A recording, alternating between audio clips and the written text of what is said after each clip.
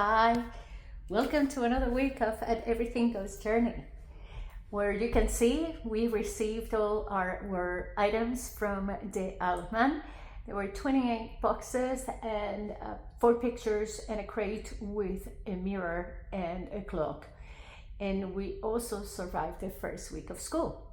And my son had a really great week. He liked all the teachers, he liked the PE teachers, and he also liked the English language arts, and he liked the music teacher. So far it's looking really good. Let's see how the next week goes, where he has homework for the first time. I'm going to be showing you a few of the clips of me unpacking some of the Lego. As you can see, not everything came out perfect.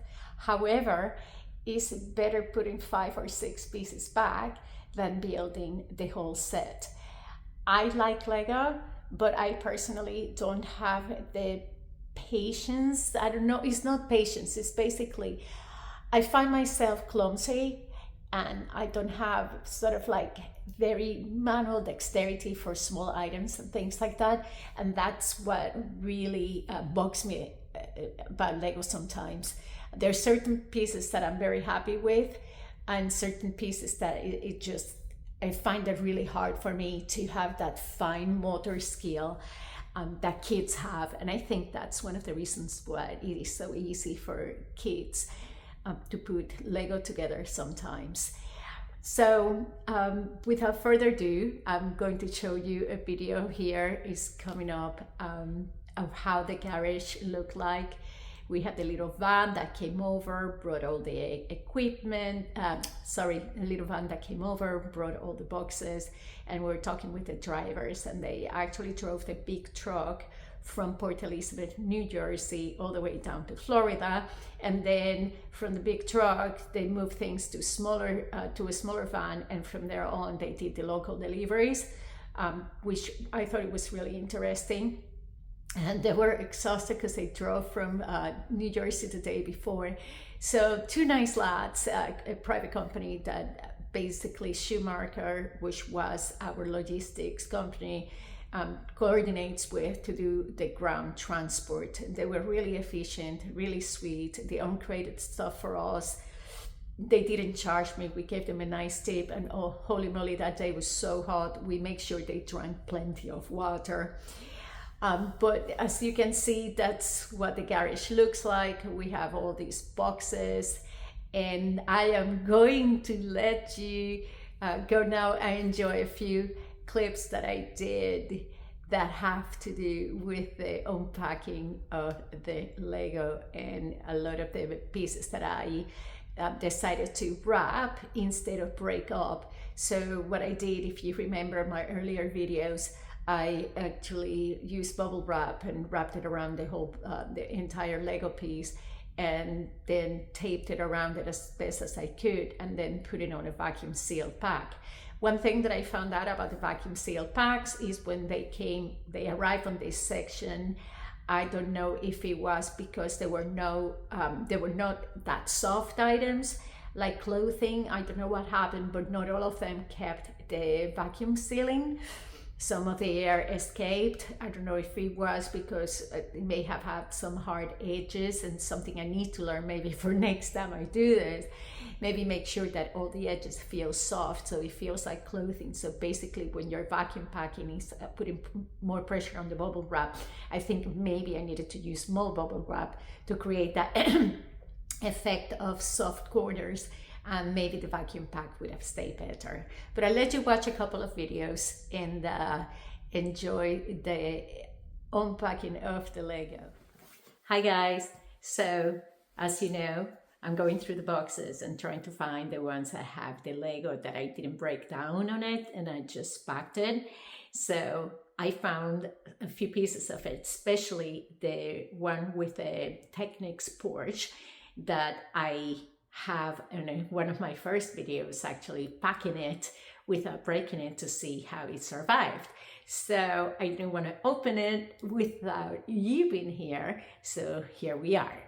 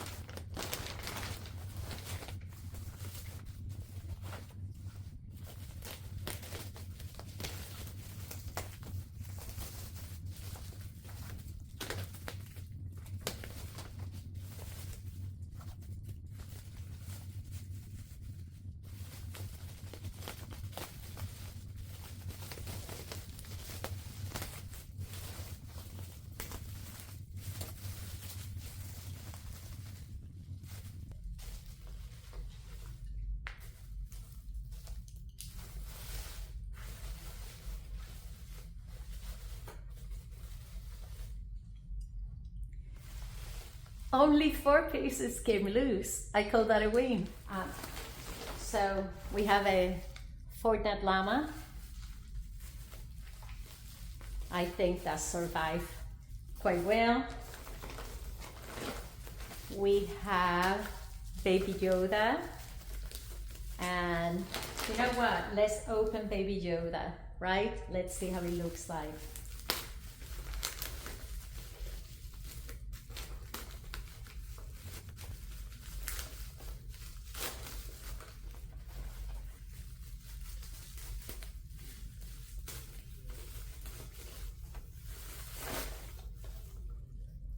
One, 2 parts missing, 2 parts that came up.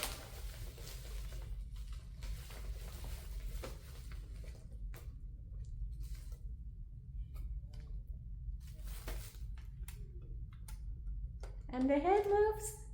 So I think this is another win. Only 2 little bits missing. Oh, that came up. It's the hand and the little orb. So I think we are pretty good on this one. So what other Lego did I leave intact instead of breaking? I think I brought here with me the Fortnite boss and one of the Ghostbusters cars. So let's see how many pieces came apart. Now on the Fortnite boss, I actually separated the balloon from the boss. So I did this, I did it on purpose. I'm not gonna put it together. I'm gonna leave that for my son and my husband. But let's see how many other pieces came loose.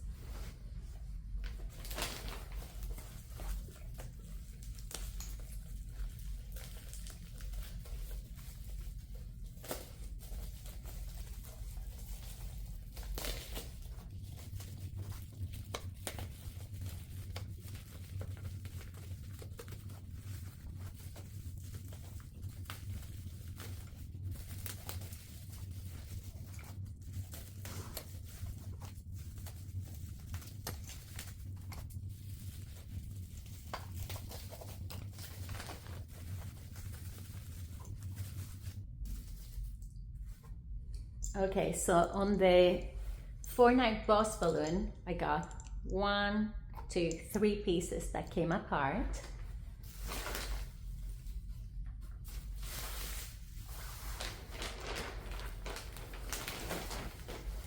And now this is the actual boss right here. I can hear something loose.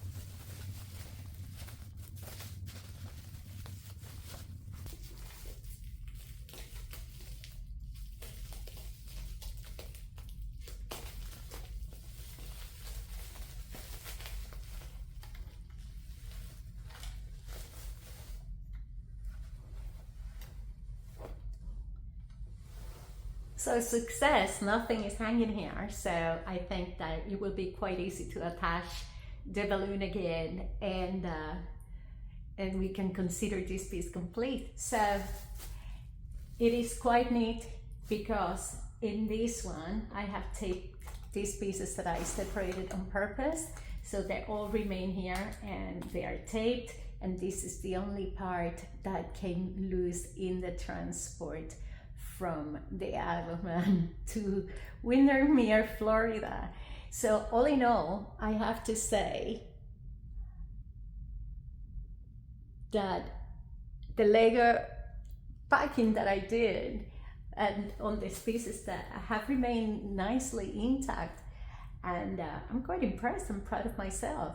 I've just proved that if you're moving and you have massive pieces of Lego, you can get a bit creative with duct tape and packing tape and bubble wrap and really tape things around and put them on a vacuum pack. And I think the combination of the bubble wrap and the vacuum pack really protected the Lego and well, really protected a lot of different items, because to be fair, the fact that a laptop made it back and is actually working is unbelievable. We haven't connected the Xbox yet, so we have no clue about what's going to happen with that one. So to be continued. So what do you think? I was not that crazy. It actually worked out well on the majority of the bits. But now the problem is that no spare room in my house has remained saved from the shipment malarkey. So you can see the other spare room had big pieces of Lego, which is fine because they are easy to rearrange if we have company coming, not a problem. But the other room, the one that is usually empty, there was nothing in it, now is stuck with a lot of pieces. Hi Winston, here he is. A lot of pieces, big helmets, my son's cars. We got more Lego, and my husband started to just put away some stuff over there as well. So you can see that the house is getting now a little bit populated with all this stuff that came from the Alabama that followed us to Florida. So my closet, from having like 4 or 5 pairs of shoes, now I'm going to show you. I even have jewelry boxes, which I didn't have before. And then I have a bunch of shoes. Oh my goodness, look at that. And I was surviving quite neatly with like 4 or 5 pairs of shoes. I had 2 trainers, 4 shoes, like 3 shoes and 1 sandals and 1 pair of heels. And that was it, you don't need any more. And all of a sudden, holy moly, I have clothing, yay. It's not that I go out and do much anyhow. But so that's where we've been spending this last week, organizing everything and making sure that we find happy places for all items. Because the worst thing you can do is that you wait for these items to arrive, right? And you get it to the new house, you get them to the new house, and all of a sudden, everything is all spread out over the place and you don't know where the items are. So I am one of those people that believe that if you receive a big shipment like this, you go slowly, just don't open the box, go crazy, opening everything, just go slowly, open something, find happy places for it. If you are not happy where it is, then or if you don't have a place to put it, then just don't get it out of the box, label it, organize it, leave it in the box so you can find it later. So for example, we've been finding a lot of books. There is no use bringing all those books into the house when we don't have a bookshelf. So be making a list saying we need a bookshelf. Once that bookshelf gets in, and we have nice space to put it in the dining room, then we can grab all the books and organize them neatly. And we have a little library going on from our books and Luke's books and things like that. So it's just using your common sense, because it's very easy to fall into the trap of going like, oh yay, we got our items back. But then you are just struggling to find a place where you're going to put it. You end up opening a closet, throwing things in, and then you don't remember what you have. So my advice would be, if you don't have a happy place to put it in, if a place where that item is going to live, just leave it in the box, label it, move it aside, make a list of what you need to get. I know we need to get a lot of hangers, so I haven't even bothered looking for the vacuum pack where I have a few dresses and suits vacuum packed, because what's the use? I don't have enough hangers, so I'll get enough hangers and then I'll go and look up for that box. Things that are memorabilia that they're going to be boxed, and you're not going to unbox probably until you're in a forever place, then you know what, leave them in the box and make sure that you label it so that way you know what you have.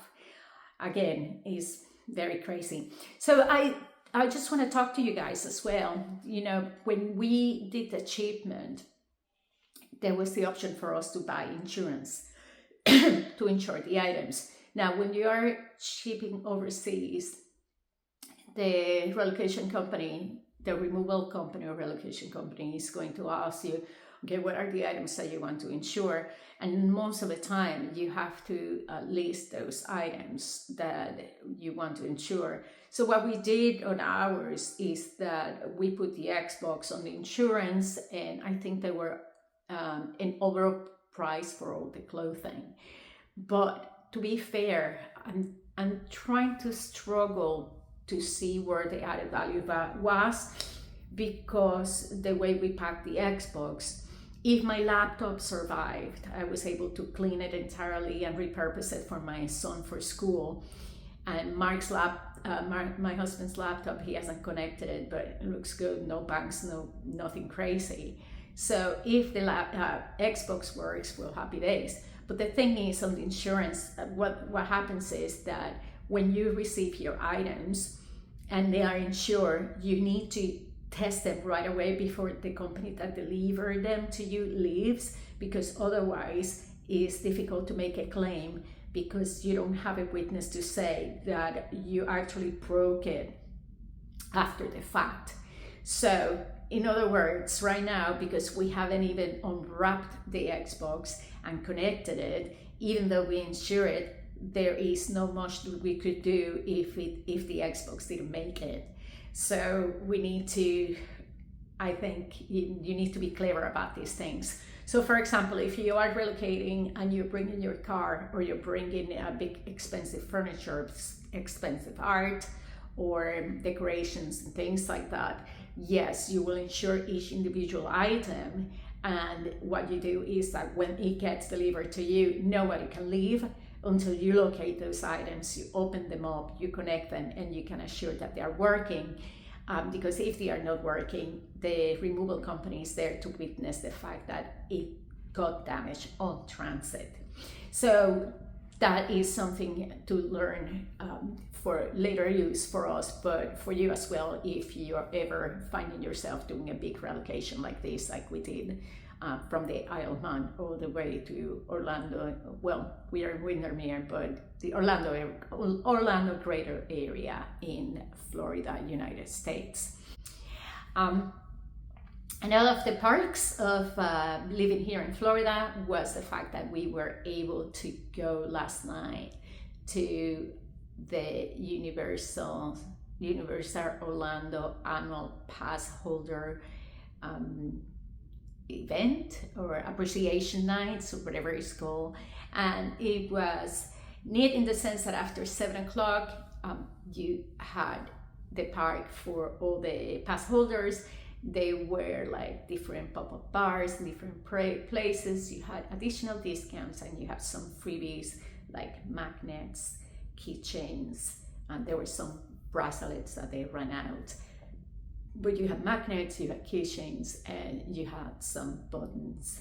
And there were a lot of magnet and buttons collectors trading all around us, which was really cool, because I have never seen that type of culture, and you just get to see it in a micro level when the only people in the park are annual pass holders like you. Of course, it was not an evening without drama. We all got too hungry, my son got angry. They are starting to have decorations for Halloween Horror Nights, and my son doesn't like some of the bits, so there is a street right now in Universal Studios that we cannot walk by because of that, so I had to walk with him around the park. So I clocked about 23,000 steps yesterday, but it was really cool. And it seems like, I know it seems like the parks is the main thing that we have done since we moved here in March, but it's not. We've been to other places, but I want to make sure that we take the opportunity to visit other places during the weekend. So I'm going to start making a list, and I'm going to say, okay, you know what? We don't have anything going on this weekend.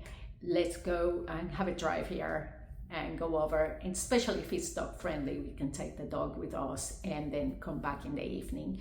But it gives us a way to explore different towns in the Florida central area, because after all, that is the reason why we move to this area, not only to be close to family, but to to be able to have the opportunity to explore and see other bits and pieces, other little towns. And the work front, that has been interesting. So I mentioned to you in my last video that my husband basically hung the hat, put a pin on it, and decided to finish his training for the real estate Florida license, and that is to make property sales. So he's been studying this week and getting ready for the exam, and he's putting all the eggs in that basket to make it happen. That will allow him, I would say, to have some flexibility to support with our son. So we can always coordinate either drop-offs or pickups and football and things like that. Football is soccer. I keep saying football, but you know what I mean. And I had an interview, and this was interesting. I had an interview at the Kia Center, which is the place where Orlando Magic plays, and then Orlando Magic plays there, Solar Bears, which is the hockey team, Orlando Magic is the basketball team, and Solar Bears, the hockey team in Orlando. And then there is another team, is Osceola something, and I can't remember what sport do they play. Somebody has to forgive me on that. Look it up, Google it, okay?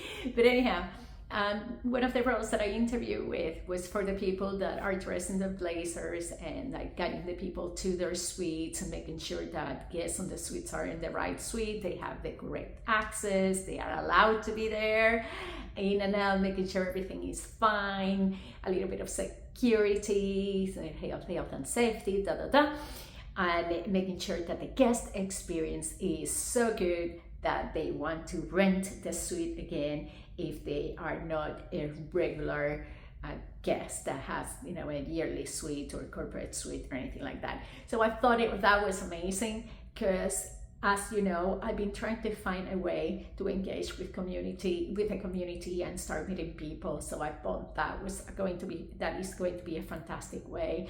So I'm crossing fingers that I get that chance. It's only a part-time role, so it's the majority is on the evenings. You cannot make more than 28 hours or so.